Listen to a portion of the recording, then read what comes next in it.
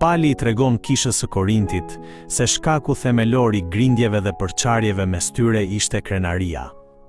Besimtarët Korintas po e përdornin hirin e Perëndisë si mjet për të lartësuar veten. Prandaj Pali I qorton duke thënë se po silleshin sikur të ishin bërë mbretër me forcat e tyre. Kjo ishte një shenjë se kishin harruar hirin e Perëndisë. Ai që e kujton hirin nuk mund të jetë mendje madh dhe as të përçmojë të tjerët. Sa më thellë ta kuptojmë hirin, aq më të përulur bëhemi. Krenaria është një sëmundje shpirtërore që shfaqet kur harrojmë hirin.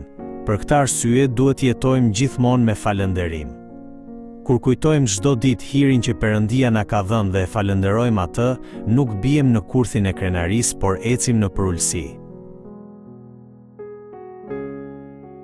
Ndërsa besimtarët e Korintit krenoheshin dhe lartësonin veten, Pali thot se ai veti ishte bërë I përulur dhe I përbuzur.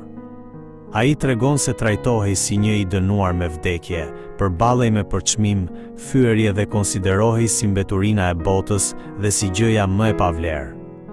Megjithatë, ai e jetonte këtë jetë për hir të Krishtit.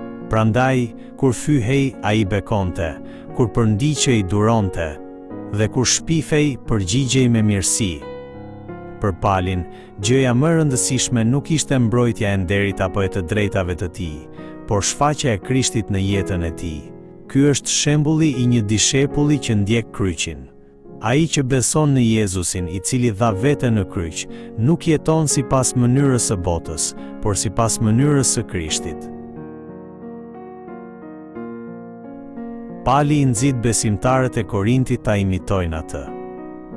Kjo nuk do të thotë ta ndjekin Palin si person, por të ndjekin shembullin e tij, ashtu siç ai vet po ndjek Krishtin. Për këtë arsye, ai dërgoi Timoteun në Korint që t'u kujtonte mënyrën se si Pali jetonte në Krishtin.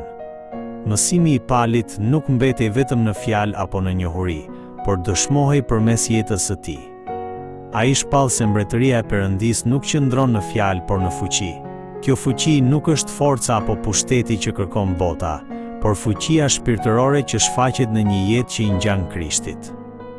Kur jetojmë duke imituar Krishtin, ndodh një ndryshim I vërtet në jetën tonë dhe përmes fryteve të saj zbulohet mbretëria e Perëndisë. Prandaj, besimtarët nuk duhet të ndalen vetëm duke rrëfyer besimin e tyre me fjalë, por duhet të jetojnë duke manifestuar Krishtin përmes jetës së tyre.